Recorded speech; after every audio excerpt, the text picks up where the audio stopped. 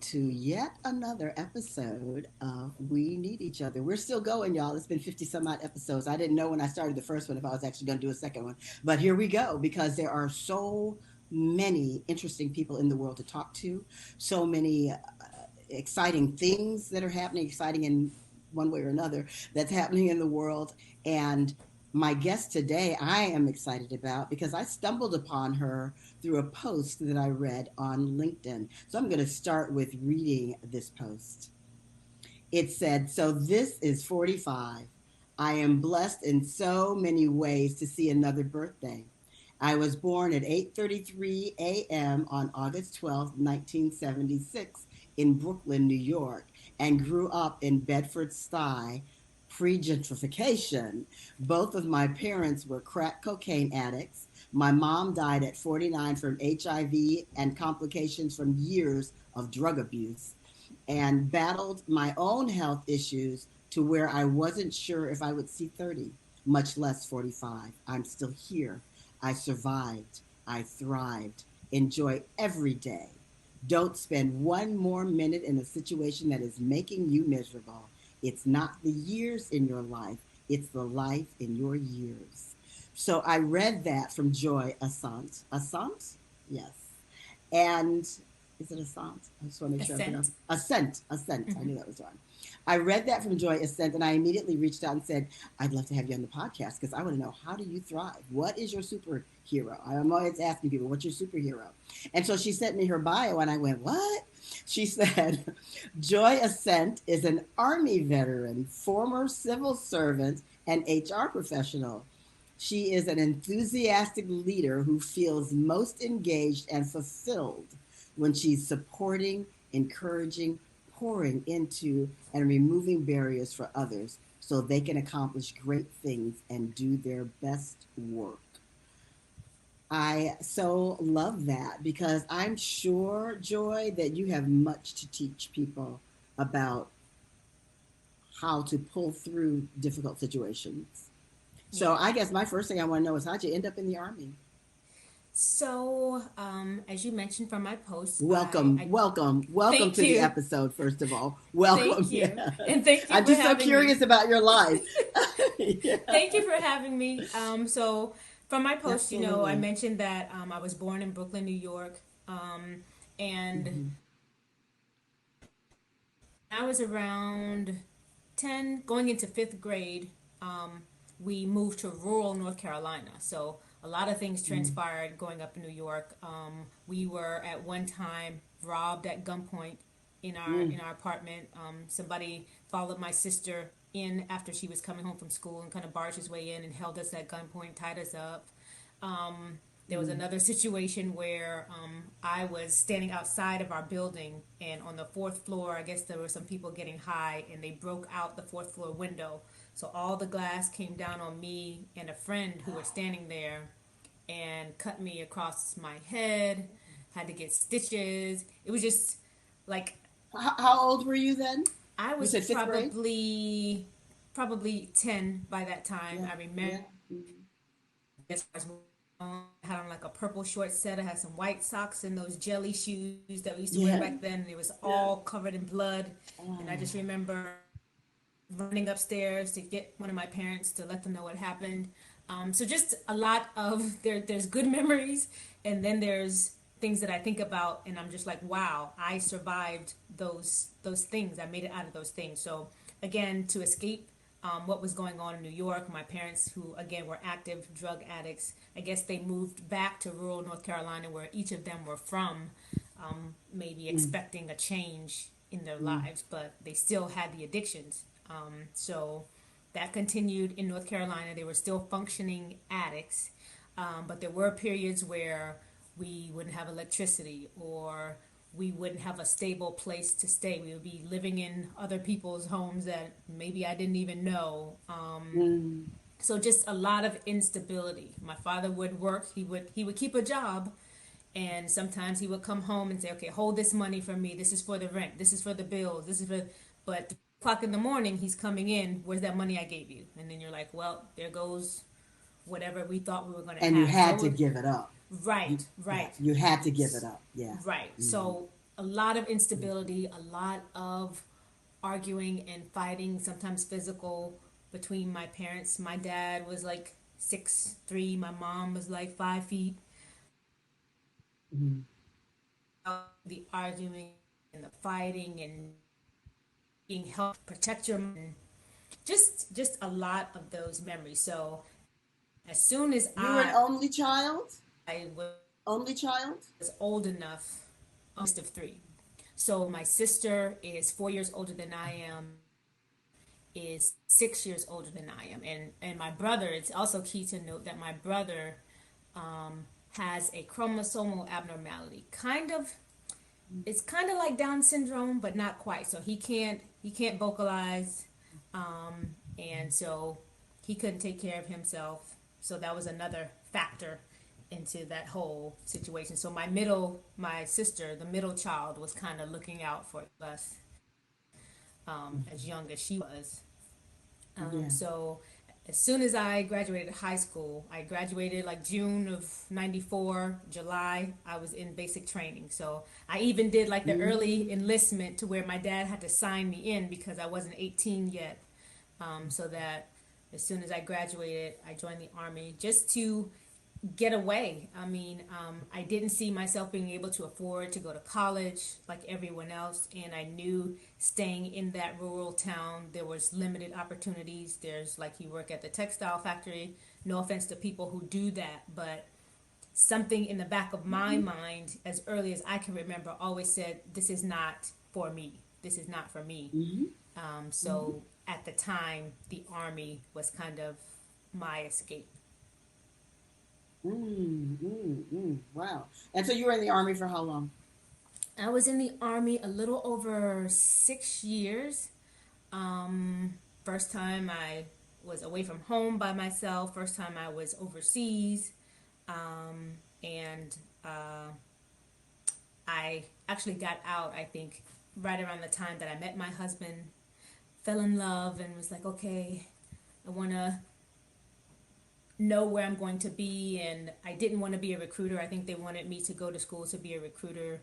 And I wasn't too keen on the uncertainty of that. So I got out in 2000 and was fortunate enough to be able to transition to the same job, but as a civilian in the same Mm-hmm. organization. So that started my civil service career once I got out of the army. So I'm curious, you went into the army really as an escape from life, as a this is an answer for me. Yes. What was your experience like in 6 years in the army? What was the experience? I think I was fortunate with my experience in the army. Being a child, growing up in that kind of environment, you learn to be independent and just be disciplined. You don't want to be the one causing trouble. So, I mean, you could go either way. There's kids who grow up that way who kind of go down that same path as their parents do, and then there are those who are like, I want no parts of that, and I'm going to try to stay out of trouble to avoid that, and so they go the other way. And so I went the opposite way in, I think I fit right in with the army. I'm a rules person. I like to follow the rules and know what's Mm-hmm. expected of me. So it was a pretty easy transition for me. I think I was fortunate in the assignments that I got. I never had to be deployed to like a war zone. Mm-hmm. I was stationed in like Georgia and got to go to Japan and Thailand and Korea, and finally back here in the Virginia area. So my experience in the Army was good. I think it made me even stronger than I was. It helped me grow up very quickly because, again, I was still a teenager when I went in. I had to figure stuff out on my own, how to pay bills, just how to be even more independent and self sufficient. And it was fortunate for me, too, that me being in the Army, I was able to help out my family in Mm-hmm. some ways who are back home who needed help at the time. So it worked out. Mm-hmm. So, I always say, well, because I do like wellness counseling with people, intuitive counseling, kind of a mental health kind of thing with people. And I always say that as devastating as one's beginnings may be, if using the opportunity of those beginnings, they're like the perfect thing to create in you who it is that you're meant to be. And we haven't even gotten that far in your story yet. And I can see how you took your beginnings and allowed them to help to shape what you wanted in your life rather than let them take over. That's right there. I just want to say how beautiful that was at that particular point. So, did you meet your husband in the army? I did. After I Mm-hmm. came back from Japan around 98, I was stationed here in Virginia, and I don't think anything happens by accident. He was one of the people, the organization that I worked in, we had to have a certain access. And because I was new, somebody had to come and get me to escort me into the building, and he was that person. And of course, initially, it wasn't love at first sight, but something about him was different from the other guys who were actively trying to get my attention, Yeah. and he was just different. He carried himself differently. He carried himself respectfully, and I just felt comfortable around him. And so, as we continued to work together, we kind of established that relationship, and we've been together ever since for 21 years this How year. long is it? How, how many? 21. 21 years. Yes. Wow. Your story, I mean, like we're just a few minutes into it, and your story is just like making me very joyful and tearful at the same time. Uh, because it's like guided. Your life is guided, I'm and you only, allow it's, the guidance. yes, and it's only now that I'm starting to see it, like in hindsight, Yes. like that whole Yes. time. So yeah, it's crazy, but Yeah. I know It's now that beautiful. it was ordained. Yeah. Yes. And we normally don't see it except in hindsight. That's how Right. we see it when we look back, Yep. So you refer to yourself as an extroverted introvert, which that kind of sounds like, oh, that sounds like me. But what do you mean when you say that? So if people were to meet me, especially with my husband, so we gel together because we are opposites, but we complement each other in good ways. So he would be Mm-hmm. people would consider him to be the extrovert, and I am the more reserved, introverted person. However, if there's somebody who's going to go up and introduce themselves to somebody in a situation, it's going to be me. I'm going to introduce Mm-hmm. myself. I'm going to remember their names and remember the Mm-hmm. details about the people. I'm the person in the grocery store who's going to be like, "That's a beautiful necklace you have on. Your skin is That's beautiful. I me. love that Yes, I outfit." know, right? Yeah. so, But so yet I'm I really very introverted. I Right, know. right. So I'm that person. So when people say introvert, they think shy or timid. I don't consider myself shy. Mm-hmm. I just know that Mm-hmm. I get drained eventually with all the interaction with people. So I don't get my energy from being around people. But when Mm-hmm. I need to be on, or if I'm in the mood, you would think I'm an extrovert. It just depends on the Right. situation, how I feel. So that's what I mean when I say an extroverted introvert. I don't consider myself to be what people would typically consider an introvert. And I think the more Mm-hmm. comfortable I am, the more you will see of me because I'm a very private person. Mm-hmm. But I find that balance because I feel like I feel like something in me connects with other people. And again, that's another one of those things that I'm still discovering. Like people have said, you have a presence or you have a certain way in a room that I'm not even mindful of, but they'll tell me after the fact. So again, it's something I'm still trying to Mm-hmm. be mindful of and tap into. But yeah, I feel like I can go either way. But again, at the end of the day, working in HR all day, once I get home, my husband knows I'm going into the Yeah. cocoon to recharge. And I'll be back Yeah. in a Yeah. few minutes. Well, and I think many years ago, someone asked me because I was being very quiet. I was in a group of people and I was just being very quiet, and they've seen me other ways, and they're like, why are you so quiet?" I said, "Because I like it in here. Like there's a Right, peaceful, like calm right. something inside, and I just like touching it sometimes." And that's how you do recharge. Yeah, that's how we recharge, is that we have to go inside to Right. connect so that we can be that thing outside. It's And we beautiful can that you still be having understand a that good about yourself. time. Right. We're still Yes, having a good time yes, with all exactly. the excitement and Right. still being quiet, but it's hard for other people to understand that. To understand. Yeah, I get you, Yeah. fellow Leo. Yes. Yes, Yes. you just had a birthday. I just had a birthday. I love it. Um, Yes. so you mentioned HR. So how'd you get in Yes. HR? So, after What an interesting life I you've had, Paul I Joy. finished my time in the army, and then I was fortunate enough to be able to transition from the role in the military to do the same job as a civilian um, in the government. And so I was working in national security policy for total close to 20 years, writing policy for Department of Defense, Department of the Army, and I had moved up fairly quickly within the government compared to people in my age group, my ethnicity.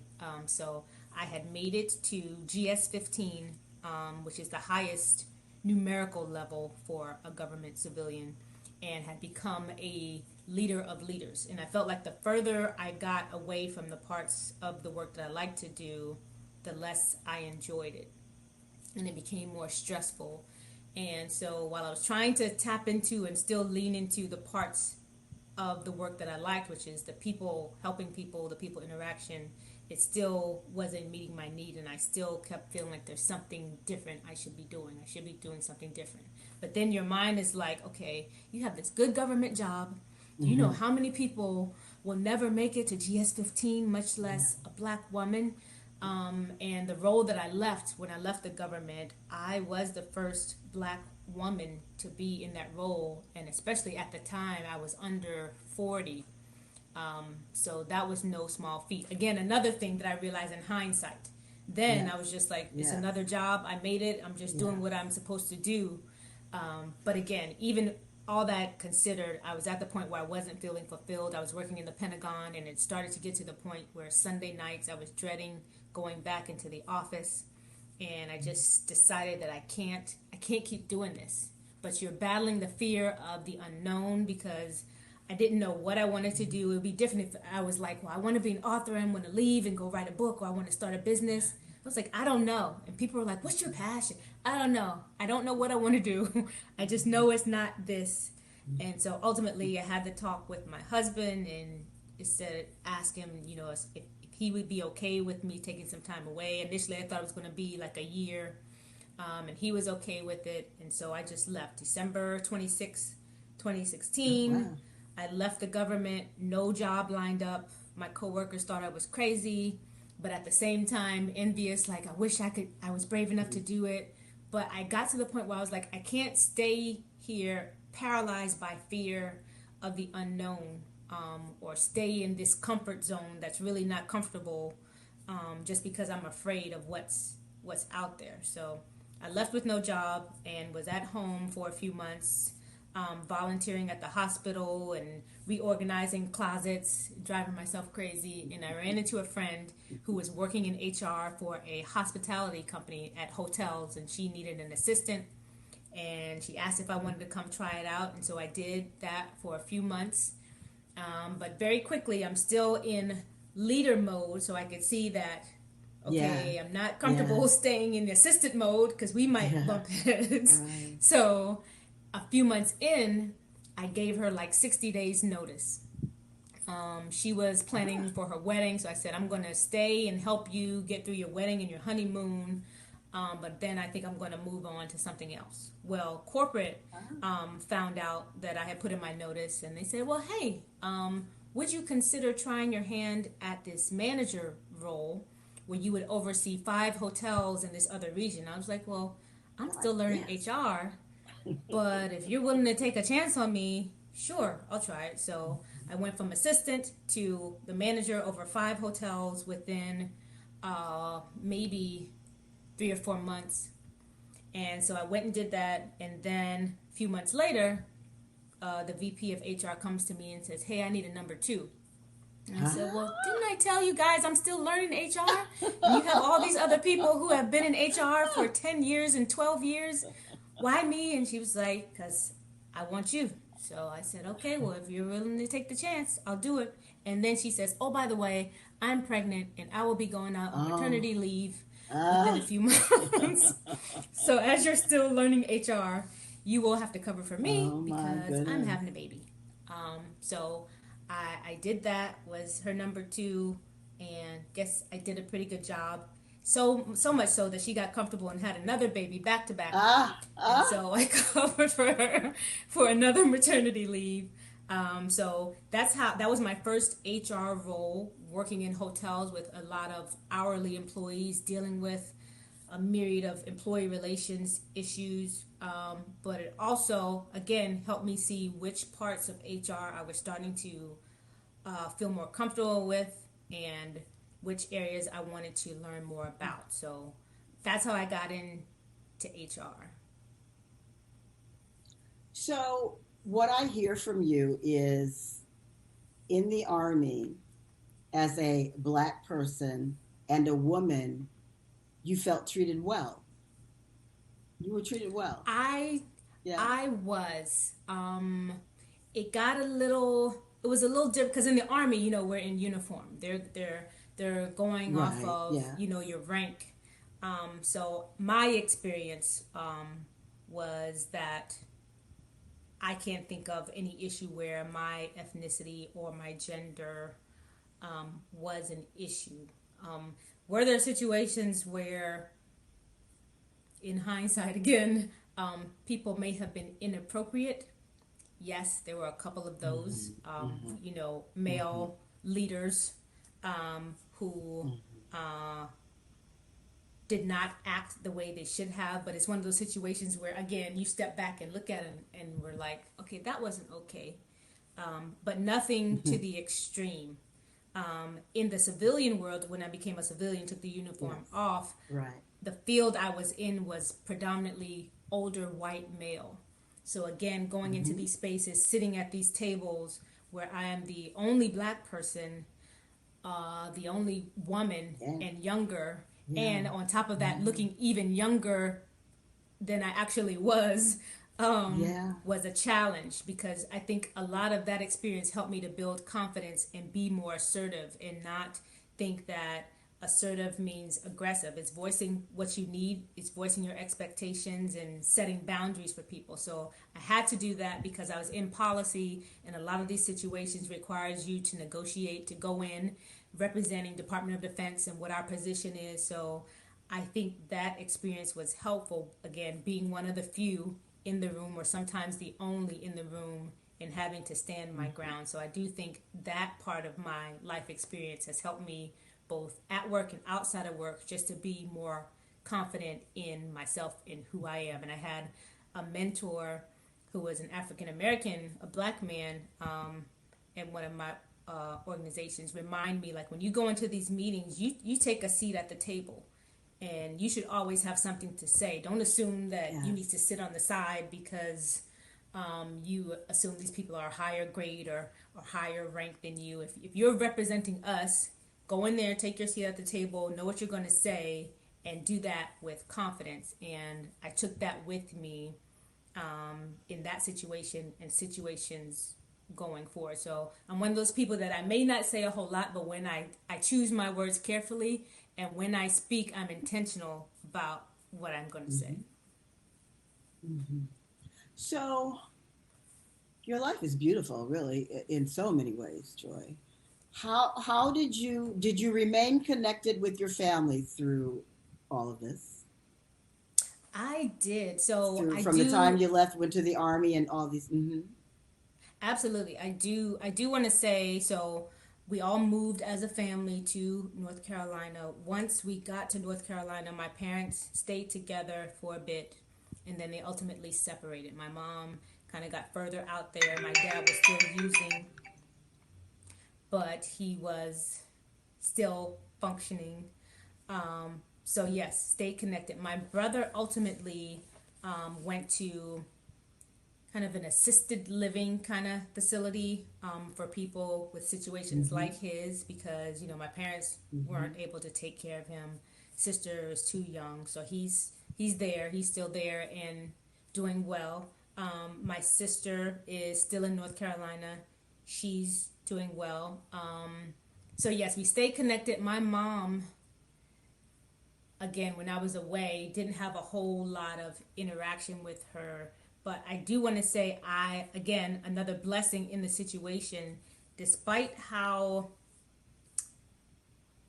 crazy and unstable and dysfunctional the situation was, our parents never abused us. They may have been a little neglectful at times, but there was no intentional physical or emotional abuse, if that's even possible in that scenario. We were never Mm-hmm. molested, or I just think of the situations with like strange people in the house and Yes. your parents not Mm-hmm. always around, and we were fortunate that none of us were harmed in that way. And I know throughout that, I was never angry at my parents. I was always kind of sad for them and just disappointed that I couldn't just have normal parents like everybody else. But I knew in my Mm-hmm. heart that how they were was a result of how they were brought up and the demons that they were battling from their upbringing. My dad was a Vietnam vet, so dealing with Mm-hmm. PTSD and dealing with his upbringing of being the only boy and seven children and his dad never telling him he loved him, and just so many things. So I could never like be angry at them. My heart just hurt for them because I knew they were each battling with their own issues that I couldn't save them from, and they were unfortunately doing the best that they knew how, based off of That's it right there. how they Mm-hmm. came up. Mm-hmm. If it's a thing I say to clients all the time. Everybody, no matter what their behavior looks like, is doing the best that they can at the time. You may think they could do better, but they're doing the best that they are able to do in that moment, no matter how Right, horrific it may look to someone right. else. And so, what a beautiful thing, though, Joy, that you had that kind of recognition within you from childhood.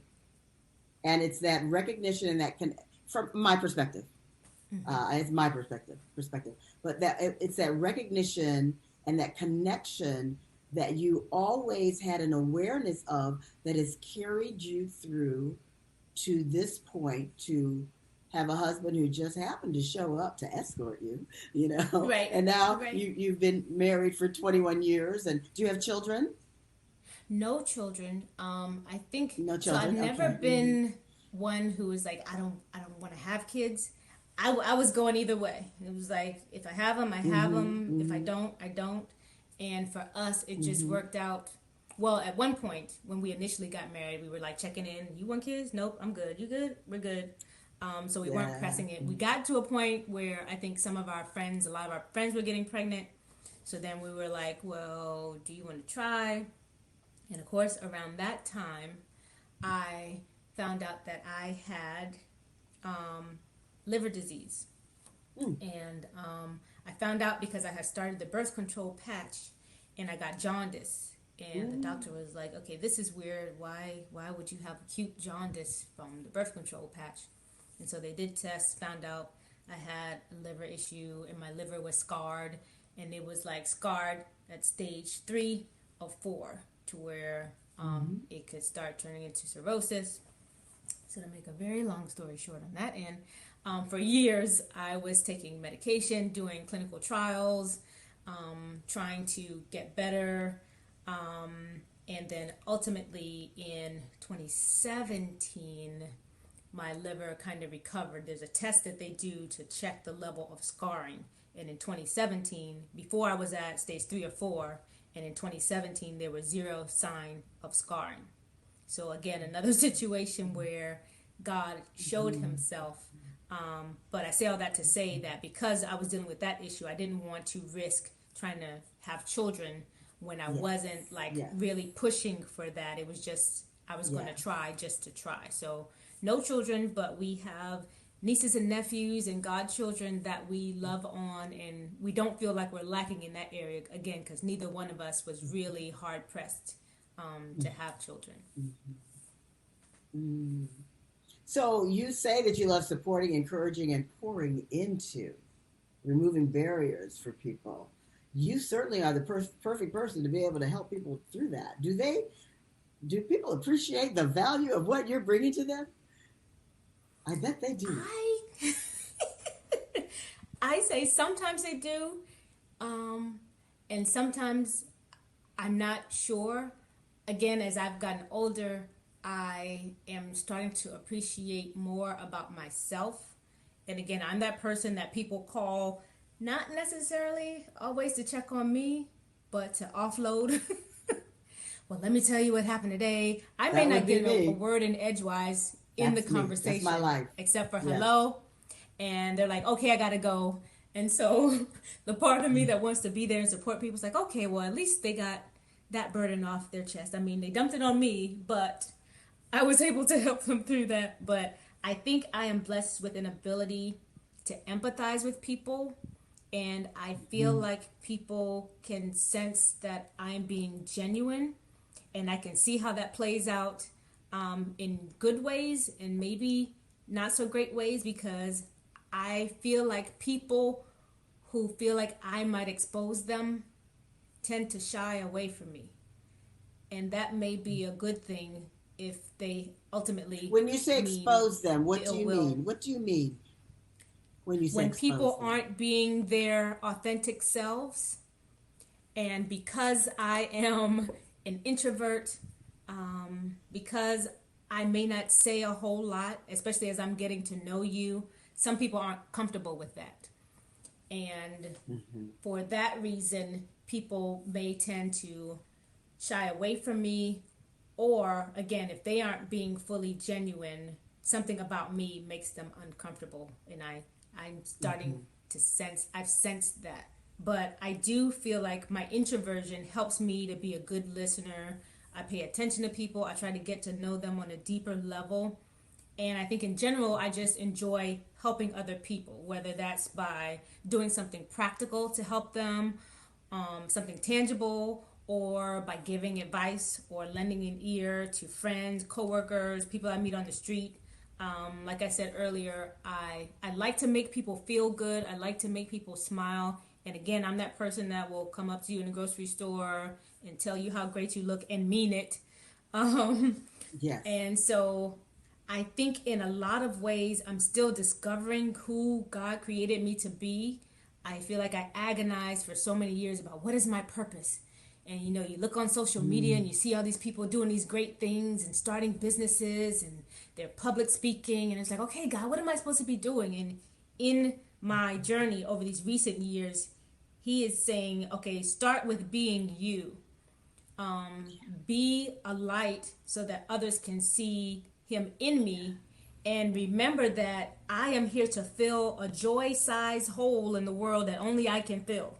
So Yes. nobody else can be me, and I shouldn't be trying to be anybody else. And I'm seeing the more that I tap into that the more I am being a blessing to others. I had an example of that just today Mm. at work, where there was a situation in a meeting where some folks, I'm still new in this particular HR role, and some folks who are very passionate about their points of view were kind of talking over me as I was trying to make my point, and put out some information. And you know, in the moment, you don't have the right words to say, and then you think later, well, I should have said that. But we had the next meeting this week, and I started out by kind of setting my boundaries and ground rules and just saying, you know, here's my expectation. I know you guys are getting to know me, but if we're going to have a conversation, let me speak first. And then if you have questions or if you want to have a dialogue, we can do that. But you can't talk over me while I'm trying to disseminate information. I understand you're passionate about it. So, long story short, during this meeting that is virtual, one of the women who is seasoned and probably well established in her role emailed me and said, thank you Mm, She said, mm, your courage in sharing your boundaries at today's staff meeting was very empowering. I have not had the courage to be as forthright in similar situations mm, and will take a page from your notebook going forward. So it's little things like that for me mm, that keep me going because it's a reminder that mm. somebody's always watching you. And so, even in the small ways, by being me, it helped her to say, well, I can do that too. I can speak up for myself too. So I'm trying to be more mindful of those situations. Mm, mm. So, what, we live in a society where mental health is a huge, huge, huge issue. It's even more now than ever. It is a huge issue for our Black people. You Mm-hmm. never had to go through any kind of counseling, therapy, or anything for yourself, correct? I did not, but I absolutely should have. Mm, And now I have reached out to a therapist that I start working with. Actually, tomorrow is our mm, first official session. mm-hmm, Because again, I feel like we should have an outlet. And you talked about mental health. One thing that I didn't want to do with that post, and of course I thought about it mm. afterwards, is like oversimplify my situation. Say, well, if I did it, Yes, you right. can do it too, and Yes, everything is going to be right. roses and daisies. Um, I think that people should know that it's absolutely okay to um, feel discouraged or upset or fearful. It's okay to feel your feelings because life is hard. And um, I don't want to make my story seem like, well, all you got to do is pull yourself up by your bootstraps and stop complaining and whining and Right. everything will be No. great. No, Right. there's real Mm-hmm. life obstacles, there's real life barriers for people, there's real life mental health issues that people need to get taken care of. So I would say it's okay to feel how you feel and acknowledge how you feel. Um, but if at all possible, don't stay in that place. Leverage your encouraging friends and family if you have them. If you need to seek out a mental health professional, that's absolutely okay because, in our community, in the Black community, there's still, unfortunately, that stigma that we don't need to get help and Yes. that we're crazy if we go see a therapist. It's okay. If you believe in God, talk to Him and be real about your Right. feelings. And another thing that helps me is to focus outward because, again, I know mental health is serious. Some situations require therapy and maybe even medication to help regulate, depending on how serious the Mm-hmm. situation is. But I also know when we focus our Mm-hmm. energy on what we have to be grateful for and we focus on helping others, we have less time to wallow and get depressed and be Mm-hmm. discouraged. And I know for myself, I'm a living witness that there's hope. Again, not trying to oversimplify Yes. anything, but there's nothing so hopeless that it can't be turned around eventually. It may not be immediate, but don't give up hope and seek help if you feel like you need it. So you say that you should have, perhaps you should have, was that something that you weren't aware of in the time? And as you look back, you're believing, well, I could have sought help at this particular point, or why do you say Absolutely. perhaps I should have? I say that because, again, now in hindsight, you think about when I think about what I went through in my mind. On one hand, it's just, well, that's just what we had to deal with. But that was Mm-hmm. trauma. That was there were Yes. so many Yes. traumatic experiences interwoven in my experience that I see how they affect me today. But again, Mm-hmm. you just live through it, and that's not necessarily okay. Black women, they want us to be strong and resilient and tough and go through everything. And yes, we are strong and powerful, but we also need to Mm-hmm. leverage help and be able to talk to somebody about the things that we have experienced and be mindful of how that's impacting how we are living as adults. I can see how some things play out in my marriage where, because I was so used to being independent and used to expecting people to not show up for me, that there's things that I don't let my husband do because I'm like, I got it. And so I have to remind myself to let him do things for me as my husband. So it shows up in different ways. Relationships with friends where I'm still somewhat guarded because growing up, you couldn't have close friends. They can't come over to your house and see what your house looked like, or if something crazy is going on at your house. So you kind of put those walls up, and then you don't realize it until an adult how your upbringing impacted you. And I might think I'm being open and candid, but some of my friends are like, yeah, you still have a wall up. There's still things about you that I don't know. And it's not necessarily intentional for me. It's just what I've known because I'm used to operating independently. I don't want everybody to know what's going on. And so you kind of keep people at arm's length. Mm-hmm. The story, your story is beautiful. To me, it's like, it's exactly the way life is supposed to be. You had devastating hardship that you came up in. There are people who have worse stories, there are people who have better. It's always going to be true. But what you came through was not difficult, and you could have gone a completely different way from the way that you did, but it felt like you always had something that you connected to inside of you. And even now, even though you've moved through life in a really beneficial way, there's a recognition that there's more for me to do to be healthier mentally, emotionally, and that you're taking those steps. That is what we're supposed to do. This is just, it's a beautiful testimony. So I ask people all the time, what is your superpower? What's your superpower? Because you've leaned into something. Well, how would you describe it? I think now, again, I would say definitely my faith in God. When I was younger, my grandmother used to talk about God and pray and make us go to church. So I didn't have a full appreciation back then. But as I got older and had my own relationship with God and went through my own experiences where I know only God brought me through that, I would definitely say that my faith is key. And I think that's key. I think, again, having good people to support you. My husband is great. Again, I'm the introvert. He's the extrovert. He's a clown.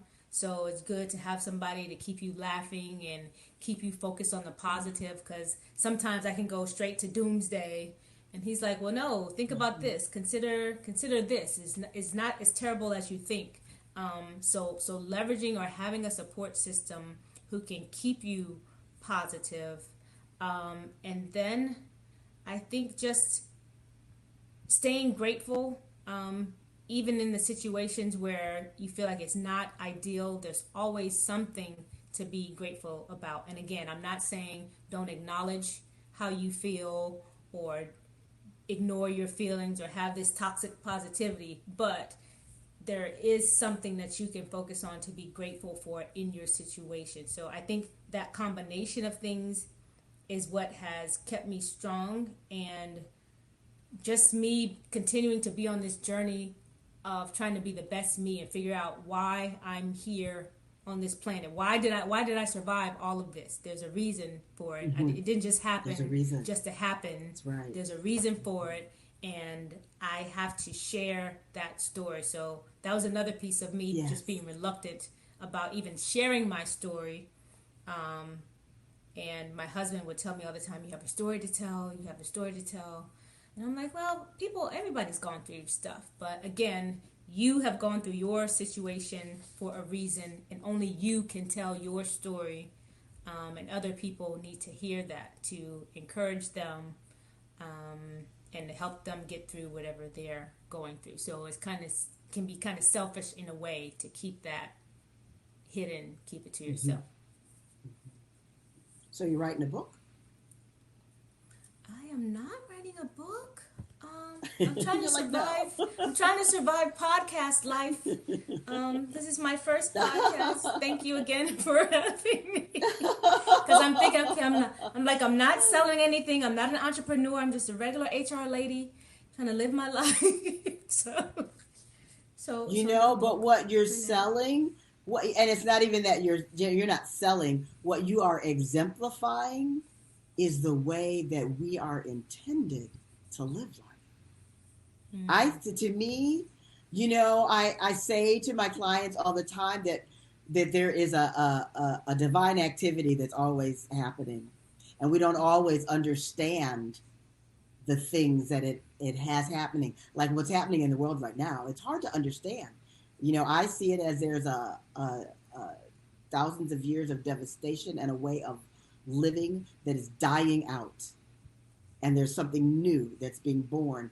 And so I see that you, Joy, were born at this time to be the light, and that we are here to be examples, and that is exactly what you are. I don't know all the details and the minor details of your life, but I can see from the broad stroke, the broad picture that of what you've just explained to us here, is that you are a shining example of the way that we are to live life, and to live life more fully, to be a beneficial presence in the world.